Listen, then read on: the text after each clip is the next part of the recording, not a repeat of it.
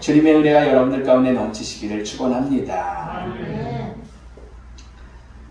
제가 제목을 겁신경마비라고 했는데 겁신경이라는 건 사실은 의학에는 없어요. 근데 우리들이 제법 쓰는 단어이기는 합니다. 그래서 이제 제가 제목을 좀 은어 같지만 잡아봤습니다. 그래서 우리 그런 말도 하잖아요. 좀 안 좋은 말이나 겁대가리 상실했냐 이러는데 겁 없이 어딜 댐비냐. 겁신경 마비된 거 아니야? 라고 얘기를 하죠. 우리 몸의 모든 부분을 조절하고 명령을 내리는 것은 다른 데가 아니라 이 뇌예요. 뇌. 신경이죠. 뇌가 제일 중요합니다. 뇌를 다치면은요, 어느 한 부분을, 크게는 목 이하 부분이 마비가 되어서 움직이지를 못해요. 무서운 병이죠. 뇌로부터 내려오는 신경이 딱 차단이 되면은 그냥 평생을 침대에 누워서 살아야 되는 거예요. 위에 생각은 멀쩡한데 말도 하는데 안 되는 거죠. 노인 장기요양 가운데도 중풍이나 파킨슨병이나 이런 뇌 질환은 뇌 신경의 문제입니다. 뇌가 또 어느 부위를 다치면 말을 못하고 어느 부위가 상하면 뭐를 해요? 듣지를 못하고 보지를 못하는 경우들도 있겠죠. 우리 어머니도 중풍으로 한 30년 정도 고생을 하시다가 하나님의 부름을 받았죠. 뇌가 너무나 중요하기 때문에 어떻게 합니까? 다른 데는 팔다리 하나는 없어도 살거든요. 근데 뇌는 안 돼요. 치명적이니까. 너무나 중요하기 때문에 나라에서도 자전거나 스쿠터나 오토바이를 이용할 경우에는 반드시 헬멧을 써야 합니다. 헬멧을 안 쓰면 불법이에요. 스티커 발부 받습니다. 얼마나 중요하면 그렇게 법으로 마련이 됐겠어요. 그만큼 뇌로부터 내려오는 신경이 마비되는 질병이 치명적이라는 것을 우리에게 말씀해주고 있는 거죠. 어떤 분들은 걷지를 못하고 어떤 분들은 손을 사용하지 못하고 그렇기 때문에 평생을 어떻게 누워서 생활하는 거예요. 막 나가는 사람을 향해 말하기를 겁이 상실했다 얘기를 하죠. 함부로 덤비거나 도대체 무모한 경우에 사용하는 말이 겁이 마비됐다라고 얘기를 하는 거죠. 오늘 본문은 이스라엘과 블레셋이라는 나라의 싸움입니다. 이스라엘을 늘 괴롭히고 쳐들어와서 힘들게 했던 게 바로 블레셋이라는 나라거든요. 이 전쟁에는 누가 있었냐면 골리앗이라는 그런 이스라엘에게는 가장 큰 골칫덩어리가 블레셋에 있었어요. 옛날에는 전쟁에서 군대와 군대가 싸우는 게 아니라 그쪽 장수와 이쪽 장수가 나와서 한판을 붙고 이기는 쪽이 지는 쪽을 함락시키고 끝나는 거예요. 대표 주자가 하는 거죠. 그런 싸움도 있었습니다. 오늘 본문이 바로 그런 상황이거든요. 40여일간 블레셋의 장수 골리앗은 나와서 이스라엘을 욕하고 멸시하고 모욕하고 하나님까지도 모욕하면서 나와서 다투고 싸울 자 없느냐라고 얘기하는 거죠. 40일 동안. 이스라엘을 능멸하고 싸움을 걸고 있어도 블레셋을 골리앗에게 나아가서 싸울 장수는 아무도 없었던 거죠. 이때 어린 소년 다윗이 전쟁터에 나가 있는 형들을 보러 왔다가 이러한 상황을 보고 도저히 참지를 못했어요. 사울왕에 나가가서 왕이시여 저 무지한 그러한 내가 하나님을 욕하며 이스라엘을 조롱하는 저 골리앗과 나가서 싸우겠습니다. 난 참지를 못하겠습니다. 도대체. 이럴 때 사울왕은 소년 다윗에게 뭐를 합니까? 자기의 갑옷을 입혀주고 투구를 씌우고 병기를 주었지만 다윗은 한 발짝도 걷지를 못했어요. 어른거 갑옷을 입으니 뭘 하겠어요. 다 골치장스러우니까 다 던져버립니다.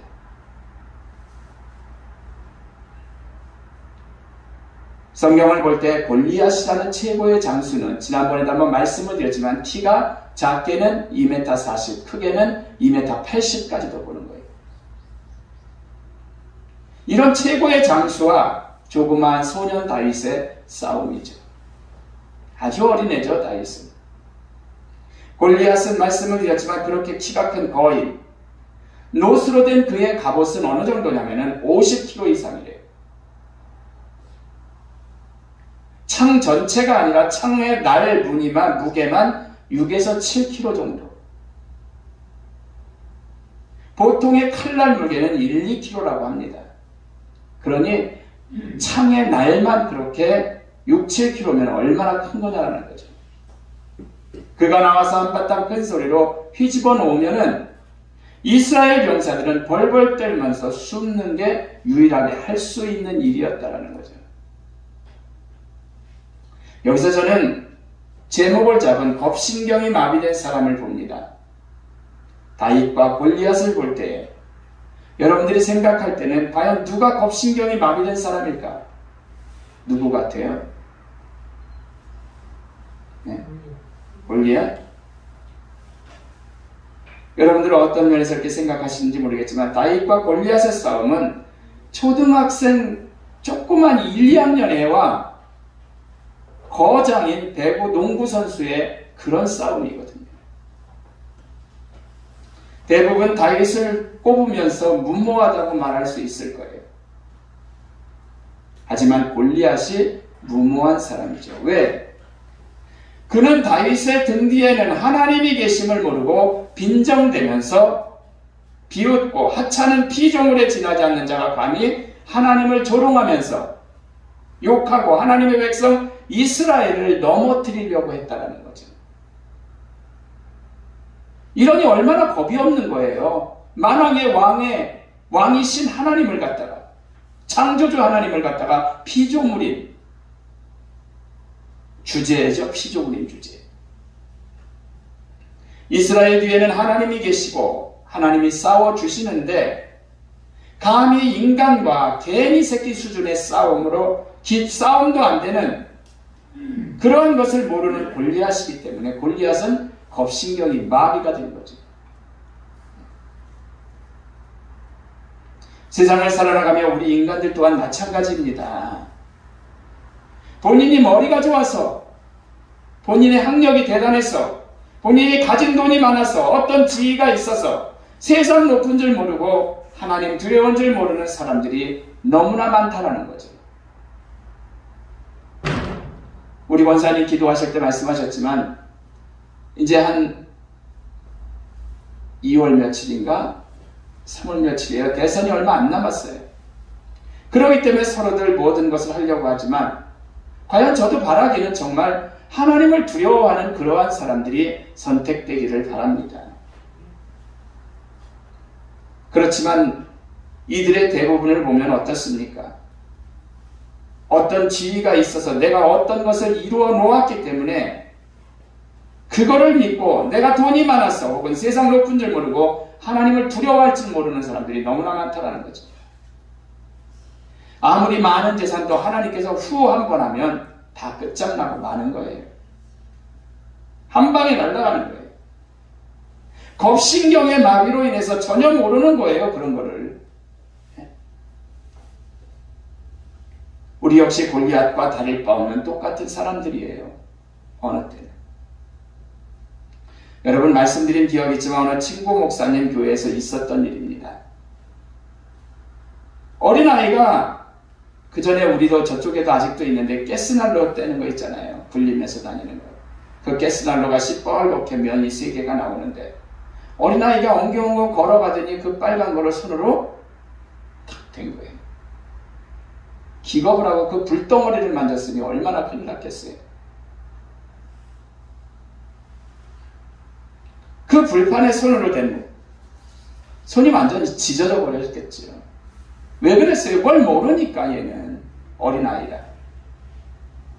어린 경우이기 때문에 이해는 사실 됩니다. 하지만 정신질환이나 이런 것도 어린아이의 지능이라면 정말 모르고 하는 일이니까 우리가 이해해 줄 수는 있어요. 그렇지만 성인이면서 당연히 알만 하면서 세상과 하나님을 무서워하지 않는 그러한 이들 역시 겁신경이 마비된 사람이라는 거죠. 어떻게 그걸 무서워하지 않아요? 하나님의 존재를. 우리의 삶 속에서요, 무엇을 해도 하나님 중심으로 모시고 하나님께 맡겨야 할 줄로 믿습니다. 내가 잘난 것 같지만 내 힘으로 할 것이 하나도 없기 때문인 거예요. 이런 분명한 진리가 있음에도 불구하고 골리앗처럼 겁신경이 마비되어서 하나님을 믿을 바에는 차라리 내 주먹을 믿겠다라고 얘기하는 사람들이 얼마나 많은지 모릅니다. 자기가 뭘 할 수 있는데 백전백패합니다. 반드시 하나님을 묻고 하나님께 묻고 하나님의 뜻을 따라야 할 줄로 믿습니다. 요한일서 4장 5절 말씀에 보면 이런 말씀이 있어요. 무릇 하나님께로부터 난 자마다 세상을 이기느니라. 세상을 이기는 승리는 이것이니 우리의 믿음이니라. 할렐루야. 하나님을 믿고 있는 사람은 세상을 이기는 거예요. 하나님을 믿고 하나님을 의지하는 사람은 세상을 이겨요. 세상을 이기는 길은 하나님을 믿는 믿음으로 나아가는 것일 뿐이지. 여러분도 세상을 두려워하지 말고 하나님을 의지하고 세상의 모든 문제 앞에서 담대히 믿음으로 나아가시기를 축원합니다. 그러면 세상의 골리앗이 여러분 앞에서 쓰러지는 거예요. 아무리 완벽하고 능력 있는이라도 100% 내 힘으로 모든 일이 가능하지 못하는 거예요. 마지막 부분은 하나님이 개입하셔야 된다는 거죠. 그러기에 우리는 늘 하나님을 의지하고 하나님을 바라봐야 할 줄로 믿습니다. 우리가 나를 의지하고 하나님을 배척한다면, 배제시킨다면 이 또한 골리앗과 같이 겁신경이 마비된 거예요. 우리가 할 게 뭐가 있는데요? 여러분 삼풍백화점이라는 거 아시잖아요. 거기는 고가들만 팔던 데예요. 명품만. 굉장히 부자였지요. 그 회장님이 기독교 신자이기도 했지만 옥상에다 물탱크라든지 뭐든지 이런 것들을 너무 많이 놓는 바람에 와르르 한 방에 다 날아가 버린 거예요.